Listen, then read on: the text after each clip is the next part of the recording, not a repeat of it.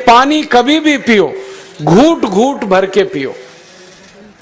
जैसे गरम चाय पीते हैं, गरम कॉफी पीते हैं, गरम दूध पीते हैं, एक एक घूट भर के, एक एक सिप करके, ऐसे ही पानी पीने की आदत डालो।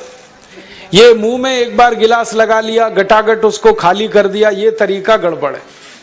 एक घूट पानी, दो घूट पानी एक बार में उतना ही पियो। आप बोलोगे ये क्या चक्कर है? बात ऐसी है कि एक एक घूट पानी जब हम पीते हैं तो मुंह की लार पानी के साथ मिलकर पेट में अंदर जाती है, और ये जो मुंह की लार होती है ये क्षारीय होती है और पेट में हमेशा अम्ल बनता रहता है। तो एक घूट पानी पिया, मुंह की लार इसके साथ अंदर गई, दो घूट पिया और ज्यादा गई, बार बार लार अंदर जाएगी तो क्षार पदार्थ पेट के अम्ल के साथ मिलेगा। पेट में अम्ल बनता है, मुंह में लार क्षारीय होती है। तो ये क्षार को अम्ल में मिला दिया जाए और ये अच्छे तरीके से मिलकर पेट में जाए तो कभी भी कोई व्यक्ति के पेट को अम्लता नहीं होती, एसिडिटी नहीं होती।